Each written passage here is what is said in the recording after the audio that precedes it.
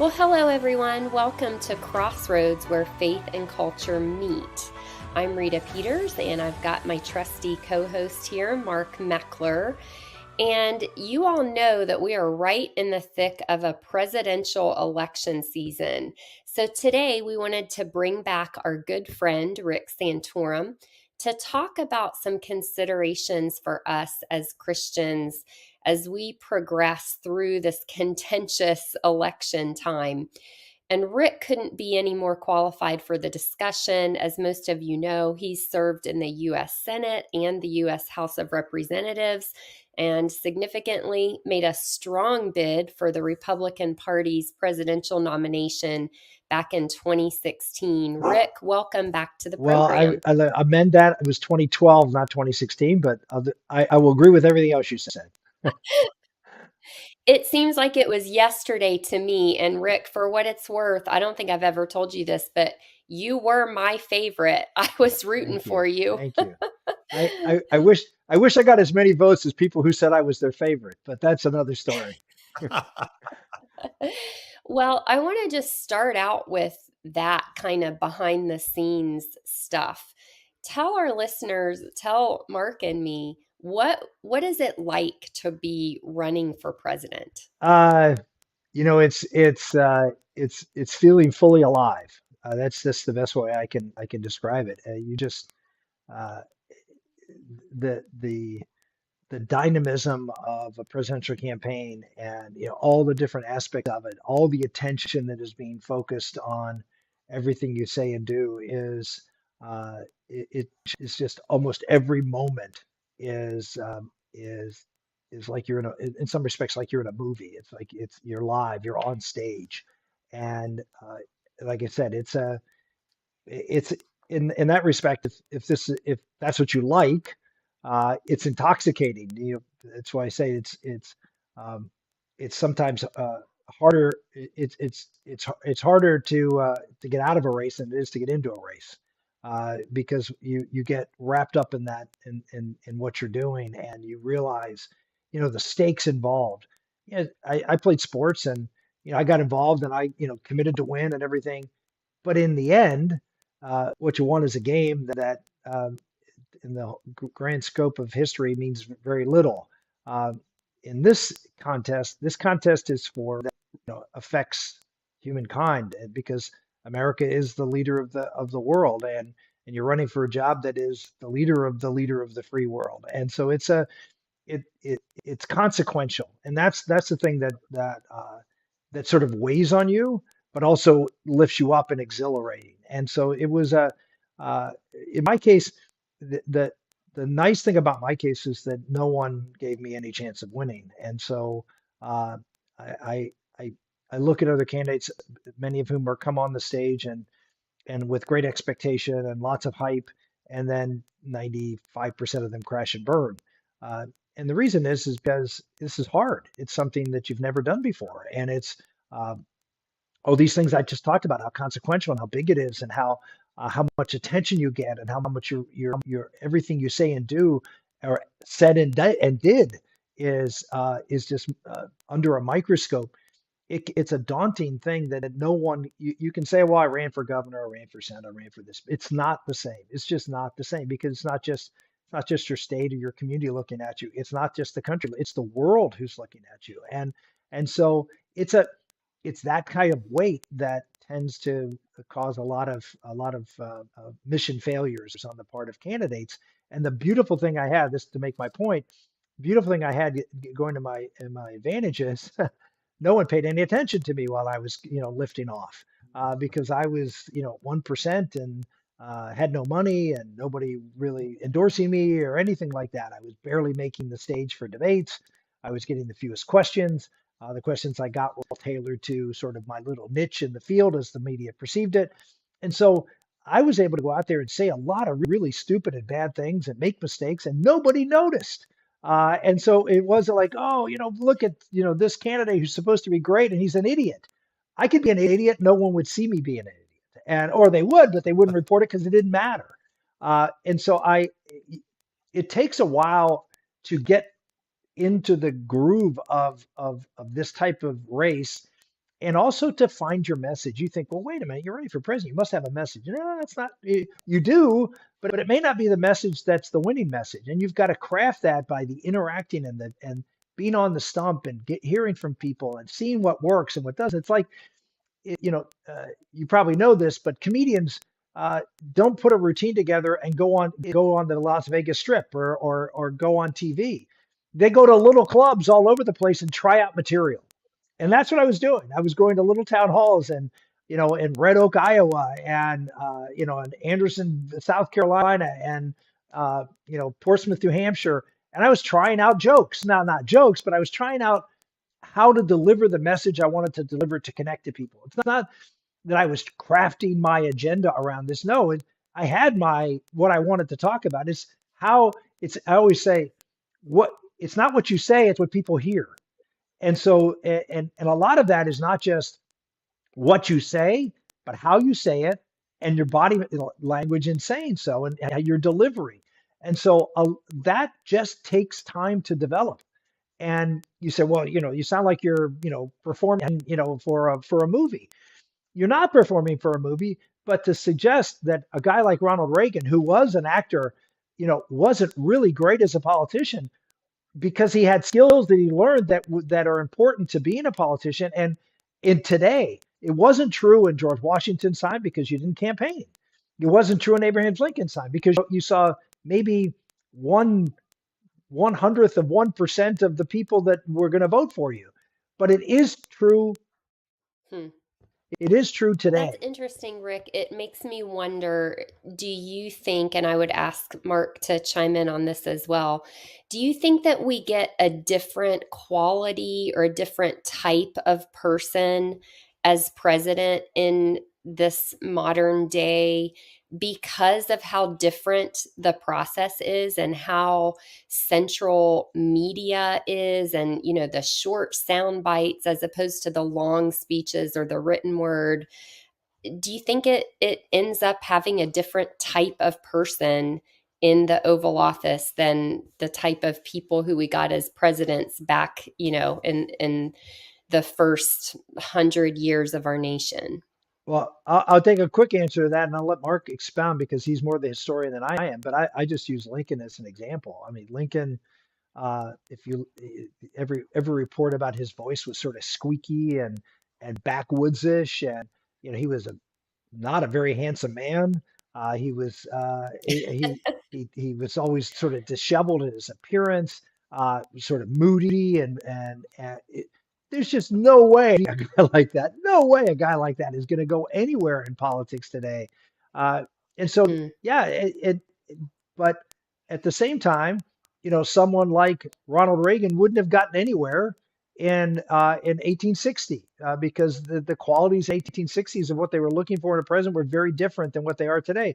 So society changes and presidents change with what society is, yeah, how a society evolves.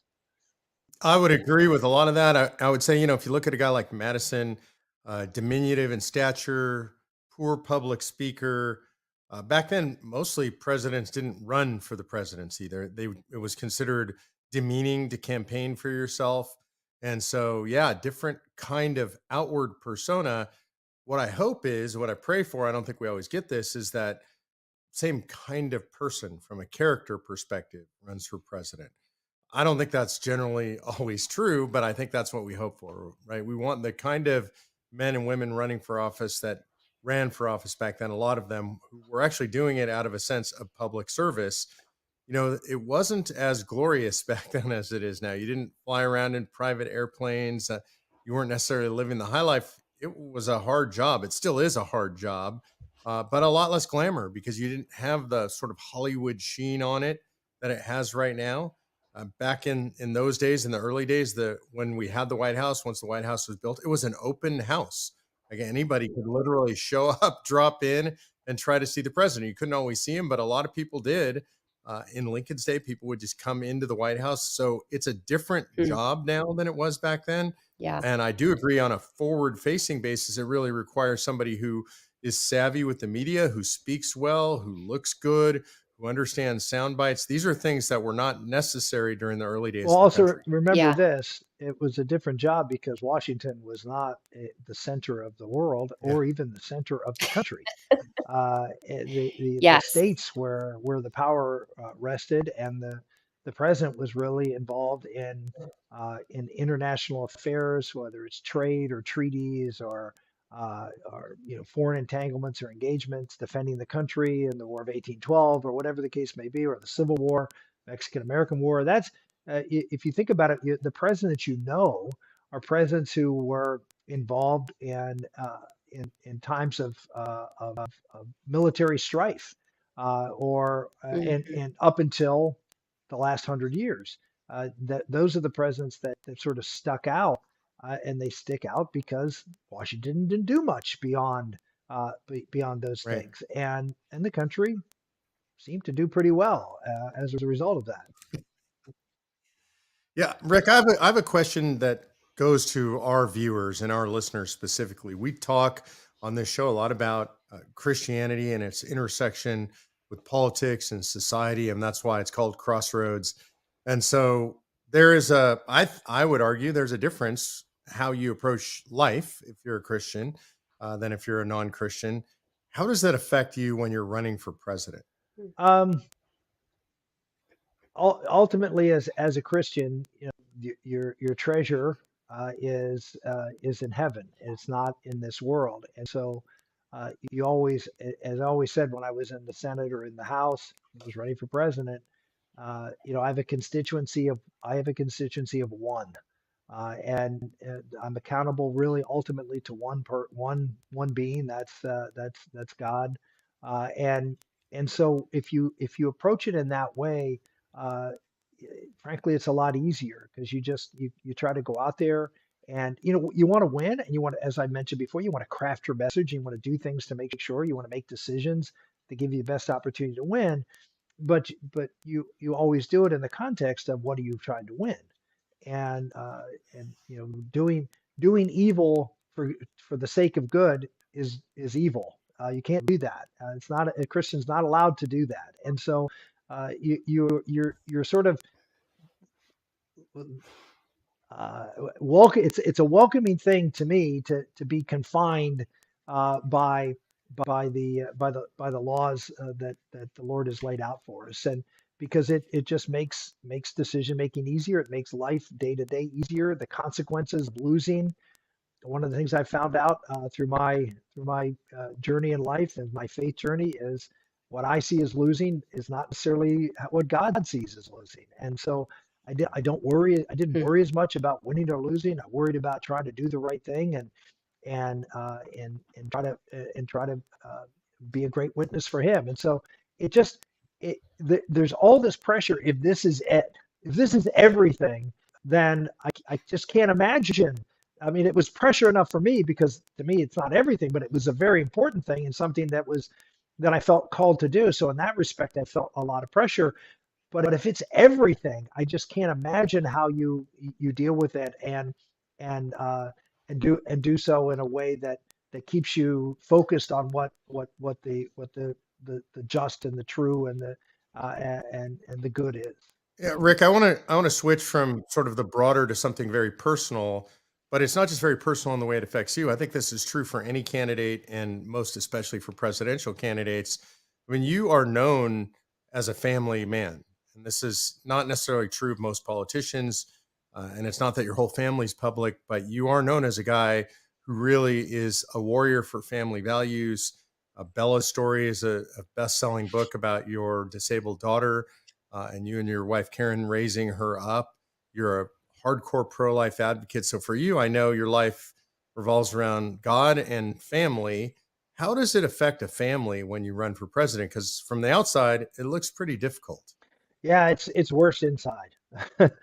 It's it, particularly that given when I was running the age of my children when I was running when I ran for president.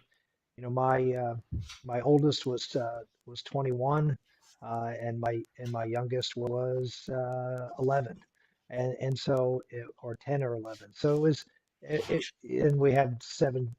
I shouldn't say it, but the youngest who would be aware of everything. I have a daughter who is younger than that, Bella, but she's not aware of all those things. So in that respect, a campaign, other than the fact that I'm there or not there, doesn't really have an impact on her. So for the six kids that would be impacted by what's going on, the dynamic of a race, 21 to 11, and it was hard on them in their personal lives, at school, and being your father being the center of attention, and because I was conservative, all of the left institutions of America, from schools to Hollywood to the news media, etc., was certainly not kind, and it made it very, very difficult for them. And so just that aspect was very tough. But the intensity of a campaign. I mean, I wanted my kids, in some respect, to the extent they were comfortable with it, involved,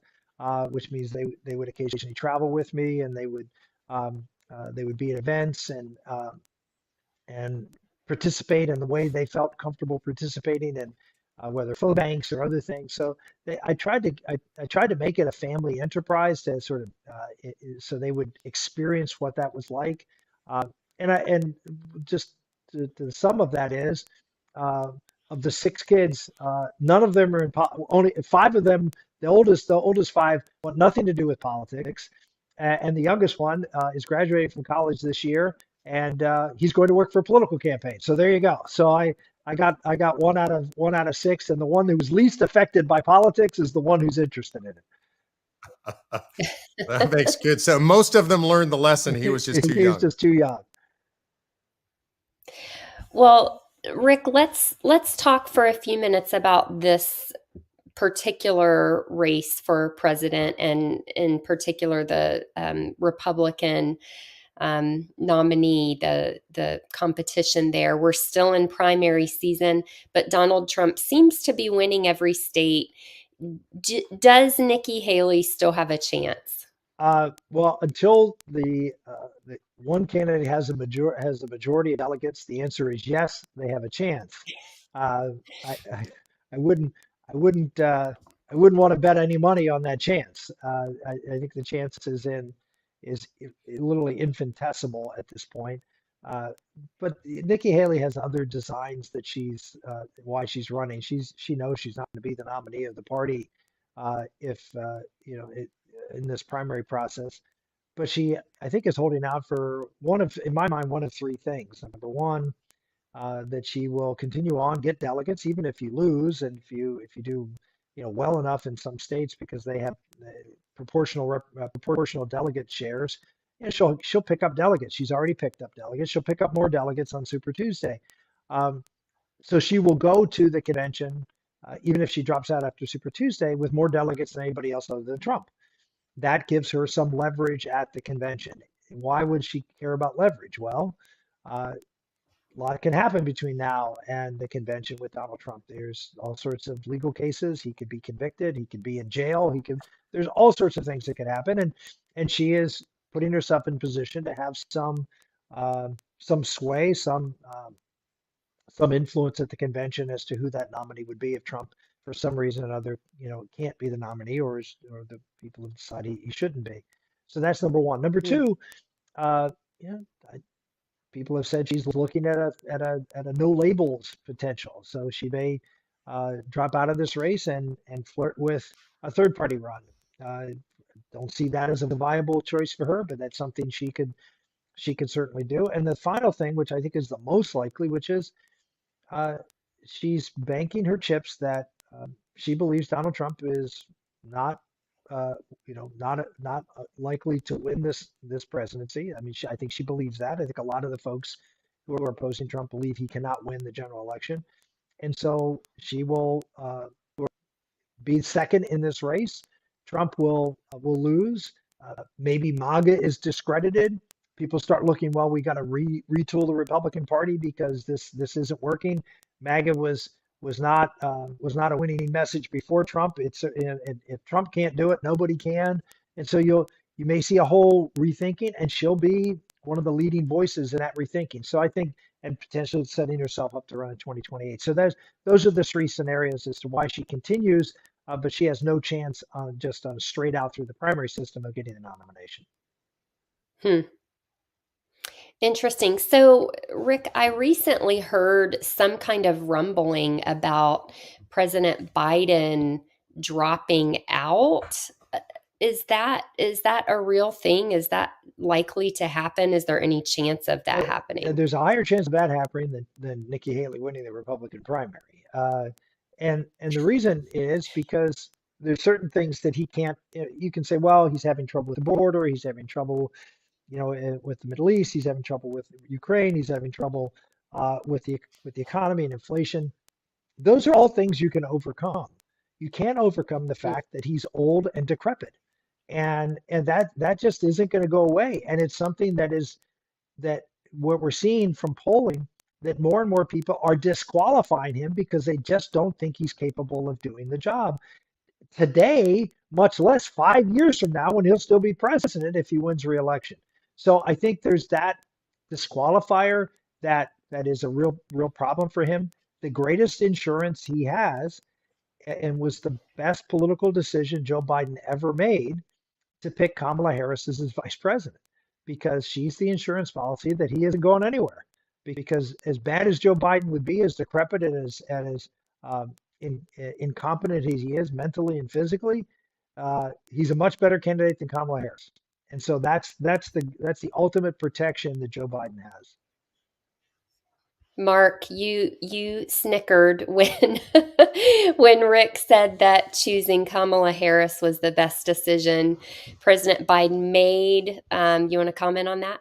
Yeah, I don't mean this disrespectfully, though I would say it is sort of disrespectful. She is the most singularly untalented political person on the national scene today. She just always sounds stilted and fake. She sounds like she's talking to second graders when she's in front of a room full of adults. She's just not a good politician. This goes all the way back to the beginning when we were talking about, somebody has to be able to have a certain amount of charisma. They have to be good in front of a camera. They have to be able to speak well. She's not qualified on any of those bases. And I think we could tie this into something else. Rita, you and I have recently been talking about social justice, diversity, equity, and inclusion, and all that stuff. And she is that candidate. She came up through the system based on, not on merit, but based on gender and skin color, other questionable tactics coming up through the ranks. She got appointed by a guy that she was sleeping with. That's how she first became a senator. And so all of those things make her singularly unqualified. The qualification that she had to be vice president of the United States, as stated by Joe Biden, is that he was looking for a Black female. That was his selection criteria. I'm not convinced by any means that she was the most qualified Black female in the United States of America. And I do believe it is plausible that Joe Biden's team picked her because she was so unqualified, and that would allow him to rise above her and just absolutely stay in command as the president and have no worry about her overshadowing him. So I agree with Rick. And when you look at all the polling numbers, the American people agree. Joe Biden is very, very unpopular right now. We've never seen in the modern polling era a sitting president at this time in a reelection campaign be as unpopular as he is. His popularity, his favorability is underwater right now. It's unbelievable to me to say this, but when you look at the real clear average polling right now, you have Donald Trump's favorability is above 50% and Joe Biden's below. We've never seen anything like that. And yet Kamala Harris is much lower than Joe Biden. So I agree with Rick. She's an insurance policy for keeping him in place and not replacing him with his vice president. Mm. Rick, do you think that President Biden is fit to be president for another term? I don't mean in terms of his policies, but in terms of his mental and physical health. Do you think he is fit to do the job? No, I don't. And I say that as dispassionately as I can. He is clearly diminished. When you get to be that age, that diminishment does not improve. It's not like he's going to get better. It's not like he's sick and he's going to get better. It's not like he has a mental health issue and that he can recover from this mental health issue. he is simply uh, declining, like all of us do, who reach those ages. Now it's a different time. Sometimes it's in your 60s. Sometimes it's in your 90s. Sometimes you're 100 before you really start to see that steep rate of decline. But the decline is there, and you can even look from 4 years ago to today. I mean, there's a difference between 4 years ago and today, and imagine 4 years from now. As you know, you know it's not like this. It starts to the decline starts to steepen, and over as you get older. So this is a this is a dangerous thing for the country, because you're voting for someone, and you don't really know who's running the country. At some point, that's going to happen, Mhm. and because I don't see Joe Biden and his people around him, who are all old, trusted folks that have been working with Joe for a long time, that they're not going to give up the reins of power. They're going to just keep putting him out there, or not putting. Here's the other thing: after his election, they don't have to put him out there. He's not running for anything anymore. So they Yeah. can completely script everything. It could be Weekend at Bernie's. I mean, they could just prop him up in front of a camera and have a teleprompter and do multiple cuts of the thing. They could go back to State of the Unions. Up until the age of television, State of the Unions were delivered. They delivered the speech. They didn't give it in front of Congress. They just sent the manuscript. So you can see a whole different. Uh, and the media would cover for this every step of the way. So I think they see this as, in some respect, a little bit of a palace coup, of allowing him to get elected and let the palace really run the place. Yeah. Now, we have about 4 minutes left in the program. I want to spend the last 4 minutes addressing this question. As Christians, what should be our criteria as we think about who to vote for president? Me, to me, it's pretty obvious.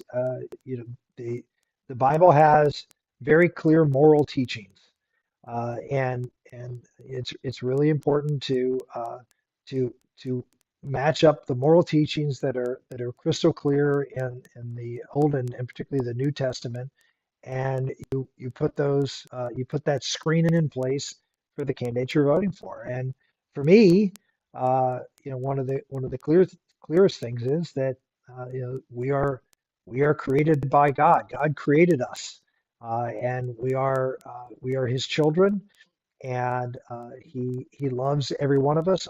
He knows every hair on our head. Each of us is a unique creature of God and needs to be respected as that. And so the first filter, the easiest filter is, how does the candidate look with respect to the protection of human life? That's got to be the primary filter, because we are unique as human beings because we are ensouled. We have part of eternity is in us, and so we need to be respectful of that. And politicians who do not see us in that light, I think it's a cancer that infects everything else that they believe in. And so to me, that's step one. And then you can go through with a whole bunch of other things that are a little bit more prudential in judgment, but always through the filter of what is right and moral and decent. Mark, what would you add to that? Yeah, I would start exactly where Rick started, which is the issue of life, but I would broaden it because I think, and Rick didn't mention this specifically, but when we say as Christians the issue of life, generally what we're talking about is being pro-life people, which means anti-abortion people, and I absolutely agree with that. But I would add in there's a whole plethora of issues that cut across the life issue. For example, one of the biggest right now is the border issue. So I think if we don't close our border, if we have a candidate who is not absolutely for closing the border and shutting down the sex trafficking, the fentanyl trafficking, the potential terrorism, which is a threat to the lives of Americans, then that's a president that's not interested in protecting life. It's important to remember that we were endowed by our creator with certain inalienable rights. This is in our founding documents. We know it to be true because it's true, not because it's in our founding documents. They merely recognize the truism. And the job of government is to protect and secure those rights. And the first among those is life. And so the government has a job, any candidate that's running, first job, protect the lives of American citizens, the lives of the unborn, the lives of everybody in this country. And so that one, for me, is fundamental, and it cuts across a lot of issues right now. Very good. Okay, well, we are about out of time. Rick, is there anything you want to add that our viewers should be thinking about? The one thing I always remind people is that we have an obligation to pray for our country and pray for our leaders. And Mm. uh, I know sometimes it's hard to pray for our leaders because you look at them and say, how disgusted or disappointed you are in who they are. But maybe that's because not enough people are praying for them. And we need to, pray for our enemies, pray for those who are in authority. In this case, it may be the same, but that gives you twice the reason to pray for them, because God has called you to do so. And the other thing is, one of the things that sort of step back, um, we we tend to think that we have a society that is focused on material things and focused on a lot of things that are of this world. Uh, and I think we have a society that we as Christians,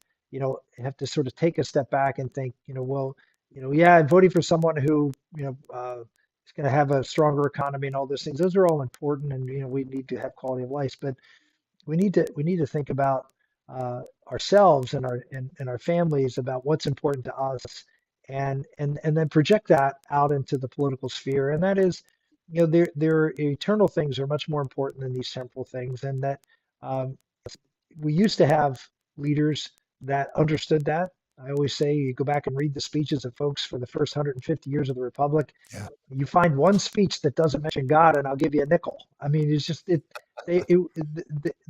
Our faith was imbued in everything, and so that's the thing I would just say, is that we tend to focus on material things, not spiritual things, because we somehow been convinced that they are no longer legitimate things for us to be discussing in our public life and political life and public discourse.